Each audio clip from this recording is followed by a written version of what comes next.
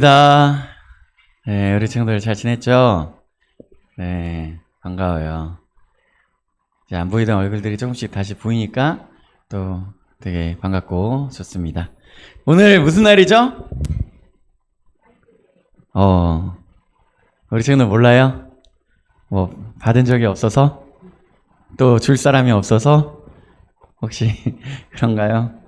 또 이제 선생님은 항상 이렇게 간식 준비해 주시는데 오늘은 특별히 화이트데이를 맞이하여서 이렇게 초콜릿을 엄청 풍성하게 준비를 해 주셨는데, 오늘 또 화이트데이니까 남자친구들 말고 여자친구들 중심으로 이렇게 좀 나누면 좋겠네요.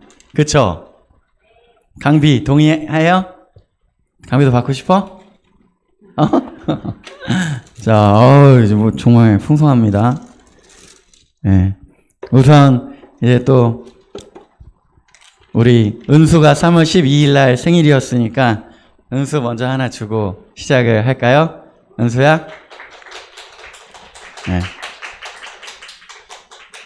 은수 생일 겸 화이트데이 겸 해가지고 네, 이렇게 하나 주고 시작을 했습니다. 네, 오늘 같이 말씀 보도록 할게요. 오늘 하나님께서 우리에게 주시는 말씀 창세기 39장 1절에서 5절 말씀 보도록 하겠습니다. 창세기 39장 1절에서 5절.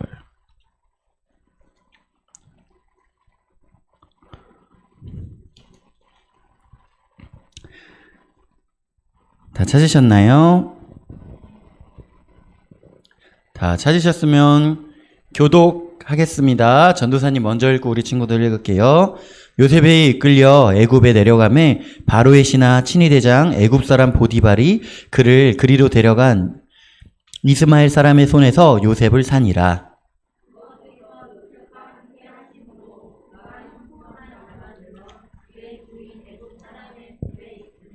그의 주인이 여호와께서 그와 함께 하심을 보며 또 여호와께서 그의 범사에 형통하게 하심을 보았더라.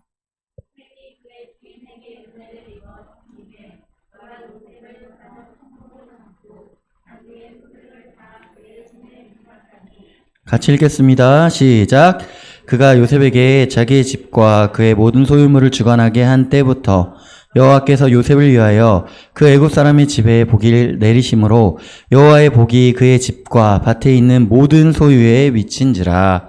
아멘. 자, 우리 4명의 족장 이야기 어느덧 요셉까지 왔어요. 그 전에 3명이 누구라 그랬죠? 한영아, 누구지? 한영이? 누구지? 왜 고개를 숙여? 너 3명 누군지 모르지? 왜 모르는지 알아? 지난주에 안 왔으니까 모르는 거야. 지난주에 왔으면 알 수 있는데, 응?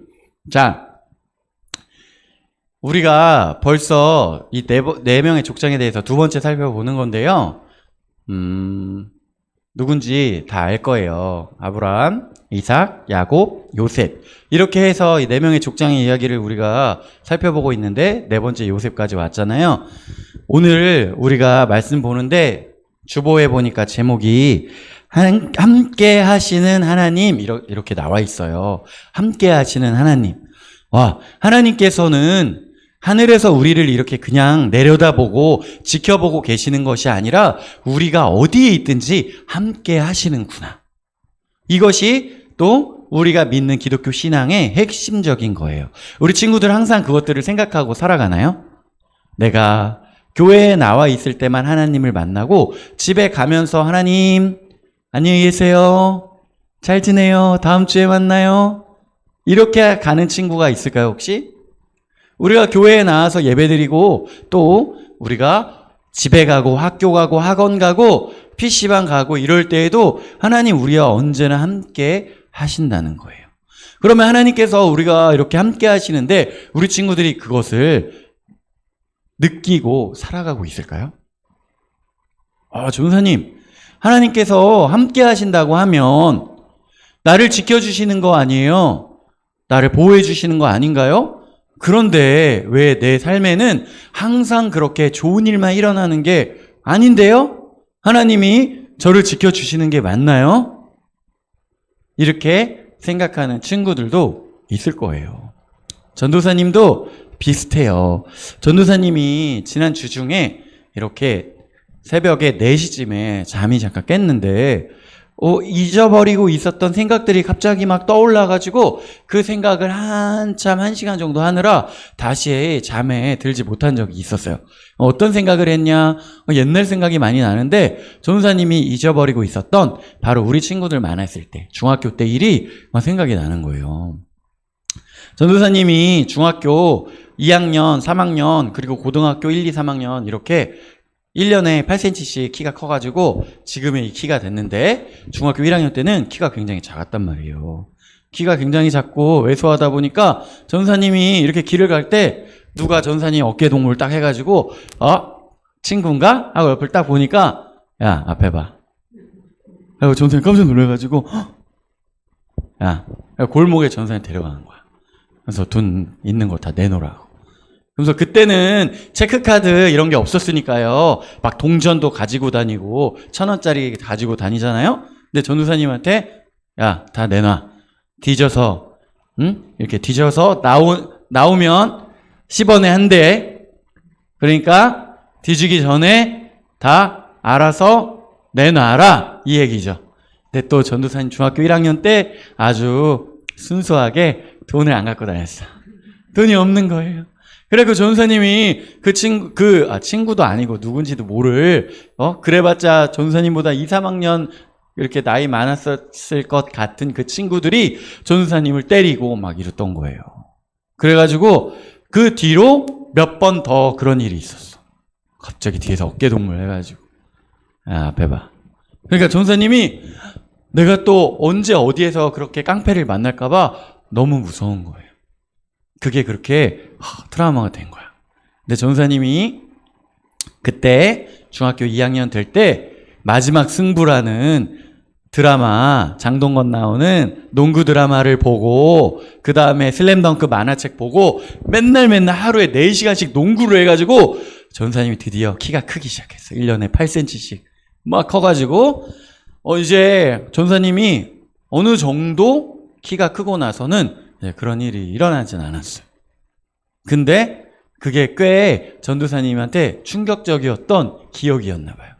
뭐 이미 몇십 년 전 얘기고 그때 생각이 잘 안 나니까 그거 다 잊고 살아가다가 새벽에 잠을 깨는데 갑자기 그런 생각이 나는 거예요. 왜 그런 생각이 났지?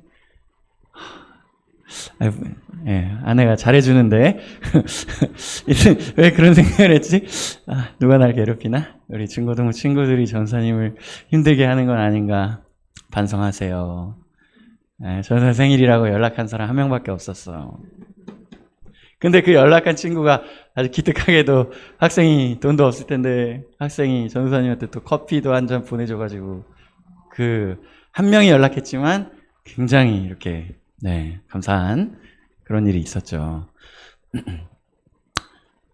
그때 중학교 때 막 그렇게 압박받았던 일들 그리고 군대 가가지고 전사님이 또 힘들었던 생각들 이런 게 이렇게 기억에 남아있는 거예요. 그럼 전사님이 그때 새벽인데도 억울한 마음이 드는 거예요. 하나님 우리 어릴 때부터 부모님 교회 다니시고 저는 태어나자마자 이렇게 교회 다니고 맨날 막 하나님 뜻대로 살아간다고 이렇게 살아갔는데 어떻게 저를 깡패를 만나게 하실 수가 있어요? 저를 왜 보호해주지 않으셨어요? 이런 막 생각이 드는 거예요. 근데 그런 생각이 드는 가운데서도 전도사님이 또 이렇게 되돌아보니까 내가 이제 41세 생일을 맞이하였는데 지금 깜짝 놀랐지. 전사님 41세요? 31세인 줄 알았어요. 이렇게 다 지금 가은아 다 눈빛을 보면 전사님 알 수 있어요. 무슨 말인지. 그치? 고개를 끄덕이고 있어요. 착하네. 이 40년의 인생을 살아가면서 정말 위기도 많았고 힘들고 어려웠는데 그래도 여기까지 올 수 있었던 것은 하나님께서 함께 하셨기 때문에 하나님께서 인도하셨기 때문에 내가 여기까지 올 수 있었구나. 그런 생각이 싹 드는 거예요. 그게 마치 요셉의 인생 같았다는 거예요. 요셉은 정말 힘들고 어려운 삶을 살아왔죠. 요셉이 형들 굉장히 많았잖아요. 요셉이 11번째고 또 동생 베냐민이 있어서 12형제인데 10명의 형이 요셉을 미워했어요. 싫어했어요. 왕따를 시켰어요. 그래가지고 요셉을 껴주지 않았어요. 뿐만 아니라 자기들끼리 일하고 있는 곳에 요셉이 가니까 그를 때리고 옷을 다 벗기고 우물 속에 가둬놨다가 이방인들이 왔을 때 그들에게 팔아버린 거예요. 근데 이거 전사님이 시험 문제 냈었잖아. 얼마에 팔렸다고? 생각나는 친구 없어요? 여기서 맞히면 이게 딱 하나 나가면 좋을 타이밍인데. 요셉은 은 몇에 팔려서 나갔을까 아는 사람 없나요? 여기서 전사님 이야기했죠. 구약과 신약에 팔려간 사람이 2명 있었는데 요셉은 은 몇이고 신약에서는 예수님께서 은 30, 구약에서는 요셉이 빨리 맞춰. 은 20에 팔려가는 일이 있었잖아요.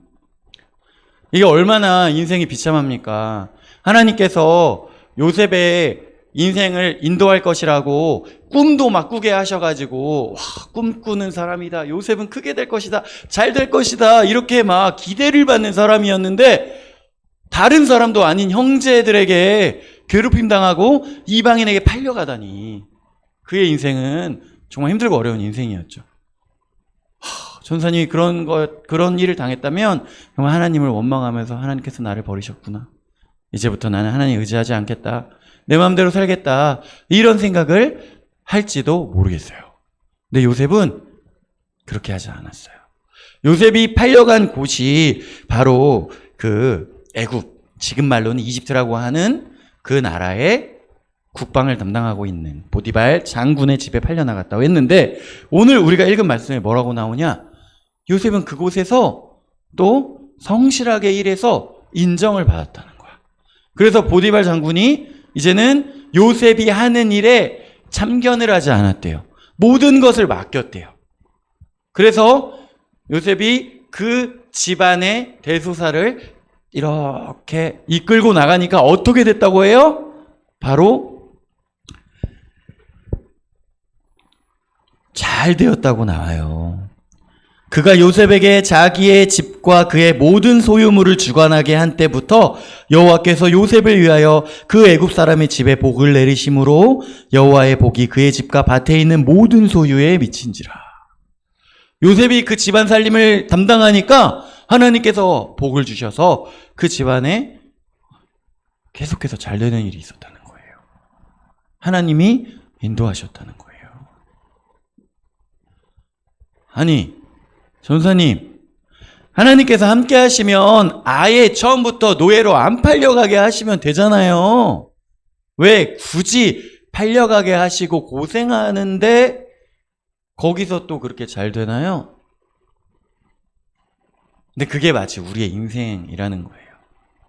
인생을 살아가다 보면 우리 인생 가운데 어려움이 닥쳐와요.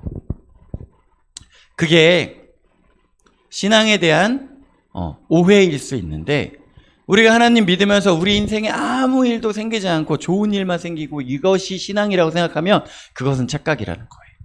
인간의 일생 가운데 희노애락이 있잖아요. 힘들고 어렵고 이런 일들은 모든 사람에게 생겨요. 그리고 병들고 늙고 죽는 일은 또 모든 사람의 삶 가운데 자연스럽게 찾아오는 일이에요.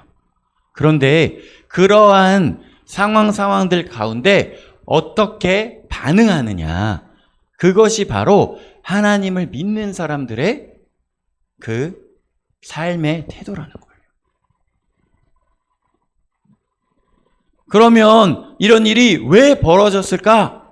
우리 알 수 없어요. 우리 하나님 요셉은요, 왜 노예로 팔려갔어요? 노예로 팔려갔을 뿐만 아니라 그곳에서 이제 인정받고 좀 잘 살아가는 것 같을 때에 어떤 일이 일어나요? 오해가 생기죠. 이 보디발 장군의 부인이 요셉을 유혹했는데 요셉은 어떻게 해요? 내가 하나님께 범죄할 수 없다고 하면서 그 자리를 피해요. 도망가요. 그런데 그 보디발의 아내는 요셉에게 모든 원망을 쏟고 저자가 나를 괴롭히려고 했다고 누명을 씌웁니다. 그래서 다시 감옥에 갇히게 돼요.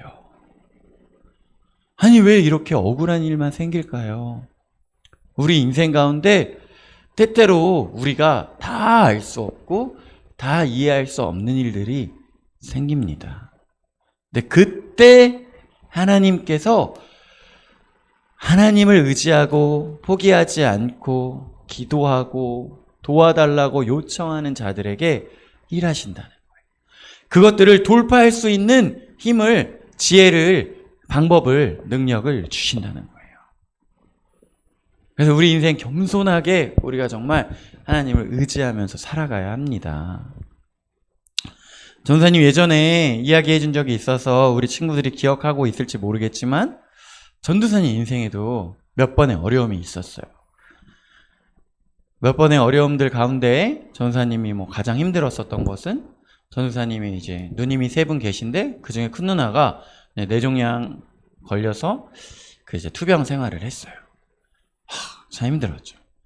그런 일이 우리 가정 가운데 없었으면 좋겠지만 그런 일이 또 생겼고 그때 또 하나님 도와주세요. 기도하면서 하나님의 도우심을 구했어요. 그랬을 때 정말 때때로 도우시는 그 하나님의 손길을 맛볼 수가 있었어요.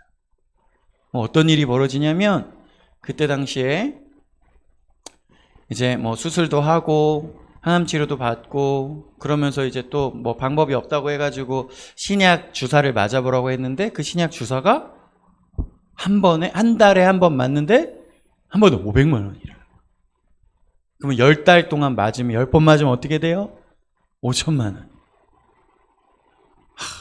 이 힘들고 어려울 때 하나님 어떻게 해야 합니까? 라고 기도했을 때에 아는 사람 모르는 사람 수많은 사람들을 통하여서 하나님이 도움을 주시는 것들을 경험할 수 있었어요.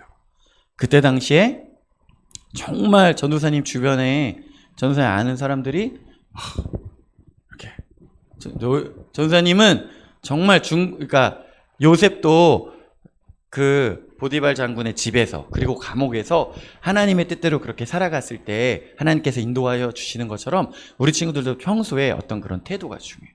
전도사님 중고등부 졸업하고 청년 때 우리 교회에서 형들하고 동생들하고 이렇게 또 친하게 잘 지내고 같이 서로 위해서 기도해주고 이렇게 살았는데 어느 날 전도사님 그 친하게 지냈던 형이 전도사님한테 전화해가지고 야 홍규야 요즘에 많이 힘들지? 너 이거 병원비 좀 보탰어 이러면서 100만 원을 보내준 거야. 그리고 나서 그 100만 원만 보내준 것 뿐만 아니라 너가 병원에 이렇게 좀 모시고 다닐 때 기름값 써 그러면서 한 달에 10만 원씩 기름값을 2년을 보내줬어. 엄청나지 않아요 진짜? 하나님의 그 도우심. 그리고 그 2년이 지나고 나서 또 야 홍규야 이제 고생 많았다. 형이 너 이제 기름값 그만 보내려고 그만 보내는데 마지막으로 너 용돈 한번 줄게. 이러고 또 100만 원을 보내셨어요. 전사님은 이거 두 가지라고 생각해요. 하나, 이제 그 형과 함께 교회 생활하면서 내가 하나님의 뜻대로 살아가는 모습을 또 같이 서로 믿음에 좋은 영향력을 끼쳤던 것들을 하나님께서 또 보시고 그 형도 본 거예요. 이렇게 하나님께서 도와주시는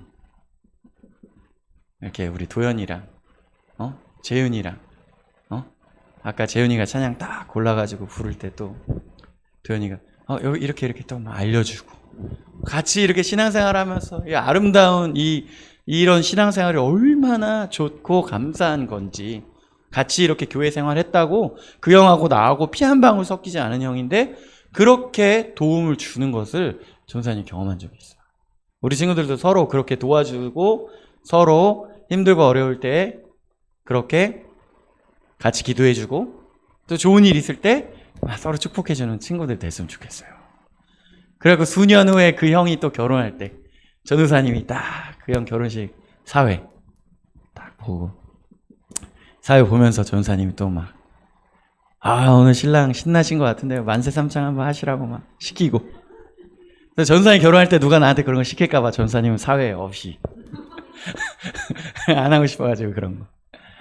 딱 이런 식으로 하나님의 도우심 뿐만 아니라 주변의 사람들의 또 그런 도움으로 이렇게 한 걸음 한 걸음 그 시간을 이렇게 버티고 그 시간을 이겨낼 수 있었던 거예요.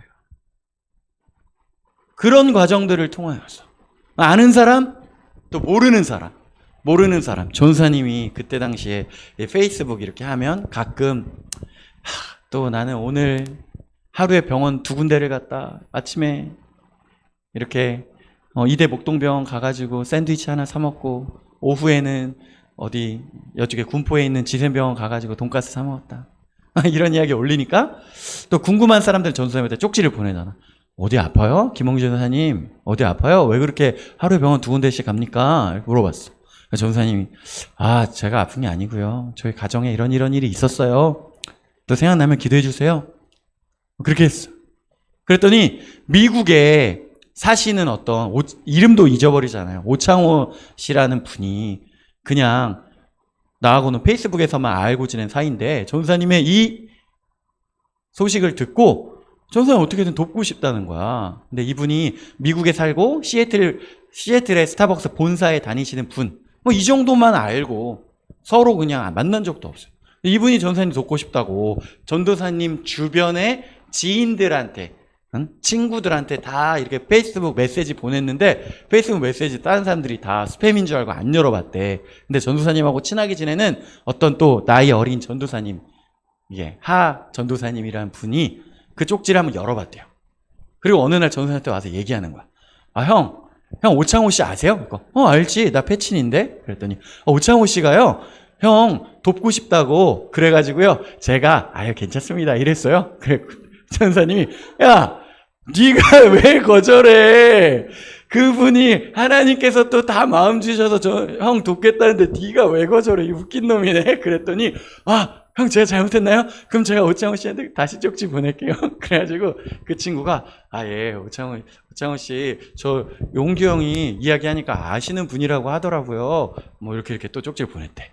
그러니까 그 오창호 씨가 그 하 전도사님한테 30만 원 보내줘가지고 전도사님한테 이렇게 전달을 해줬어요. 그래서 전도사님이 또 그것을 가지고 누나한테 주면서 또 치료비를 보태 쓸 수가 있었어요. 이렇게 아는 사람, 모르는 사람들을 통하여서 이런 일들을 통하여 하나님께서 그 시간을 버티게 하시고 이겨내게 하신 거예요.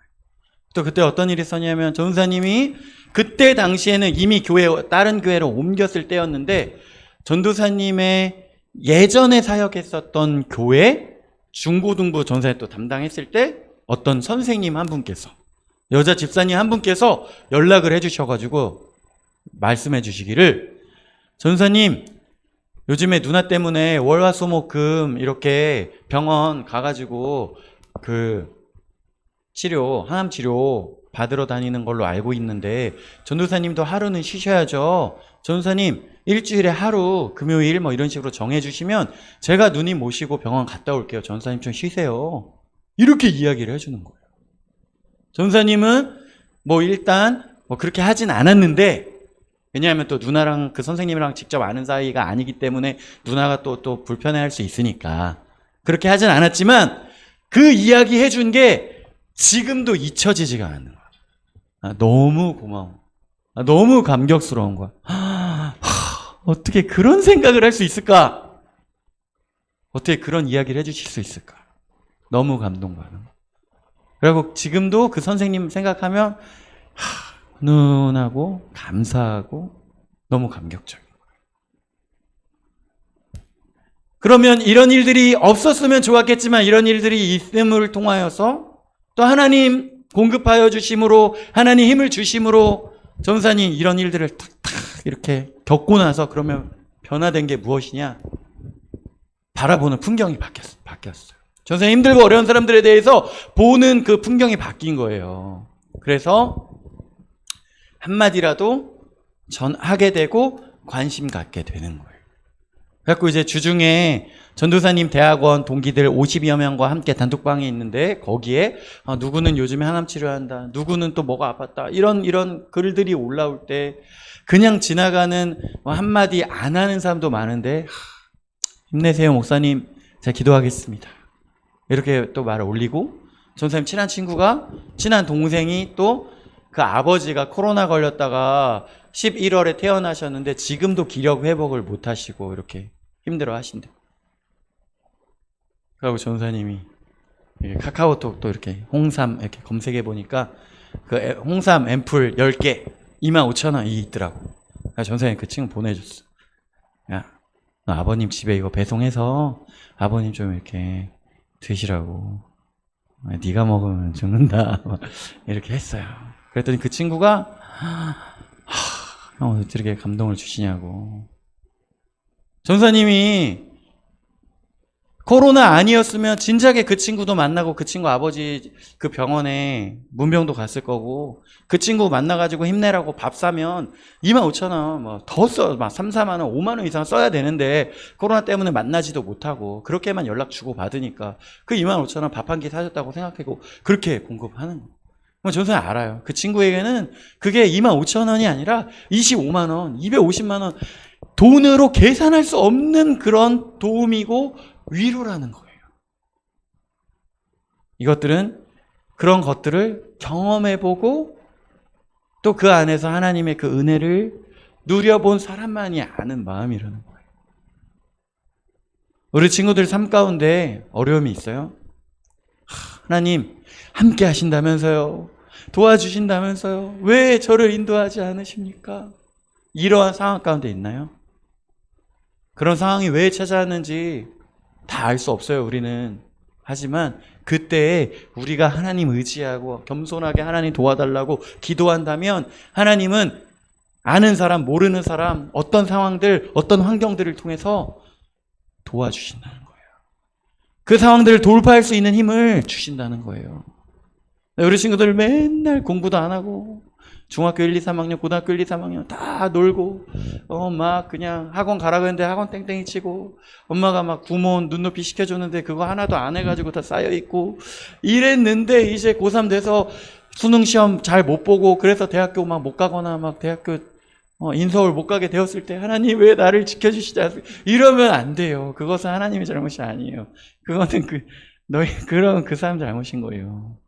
우리들의 인생 가운데 전도사님 친구들 꼭 그런 애들이 있어요. 막 과속을 했대요. 그리고 사고가 나가지고 하나님 그랬고요. 그래서 제가 가가지고요, 그거는 하나님 잘못이 아니야. 네가 지금 운전 습관을 올바로 하지 않은 너의 잘못이지. 우리의 인생 가운데 그런 신앙 습성이 많이 있단 말이에요. 모든 탓을 하나님 탓으로. 내가 잘 돼야 하는데 이거 하나님 이렇게 하지 않으셨습니까? 이렇게 하는 것이 인간의 마음이고 인간의 습성이라는 거예요. 그런데 하나님께서는 좋으신 아버지 되시고 우리의 인생을 도와주시고 싶어 하시는 분이세요. 인도하시는 분이세요. 그렇기 때문에 우리가 항상 하나님 기도하고 의지하며 나아갈 때 때로는 이해할 수 없는 힘들고 어려운 일이 닥쳐온다면 그때에도 기도로 나아가 보세요. 또 할 수 있는 것들을 해보세요. 우리 요셉이 이 집안에서 에이 모르겠다, 내 인생 망했다 하고 그냥 막 청소도 제대로 안 하고 올바로 살아가지 않았다면 그 요셉에게 그 장군이 그 집안의 모든 대소사를 맡기지 않았을 거예요. 노예로 팔려간 그 상황 가운데서도 자기가 맡겨진 일을 최선을 다하는 그 모습을 보았기 때문에 장군이 그 집안의 모든 것들을 맡겼다는 거예요. 우리 친구들, 하나님께서 허락하여 주신 그 귀한 시간들을 잘 사용하고 잘 활용하고 최선을 다하면서 하나님 도와주세요. 이 위기를 돌파해 나갈 수 있도록 하나님 길을 열어주세요. 기도하며 하나님의 도우심을 경험하는 우리 중고등부 친구들이 되기를 소망합니다. 기도하겠습니다. 하나님 아버지, 우리 영업교회 중고등부 친구들 한 명 한 명을 기억하여 주시고 인도하여 주시고 보호하여 주옵소서. 우리 친구들의 삶 가운데 때로는 힘들고 어려운 일이 찾아올 때 하나님 아버지, 우리 친구들이 낙심하고 낭망하는 것이 아니라 하나님 아버지를 의지하고 바라보며 나아갈 때 그 문제들이 해결되어지는 역사를 경험할 수 있도록 인도하여 주시옵소서. 감사드리며 예수님의 이름으로 기도드립니다. 아멘.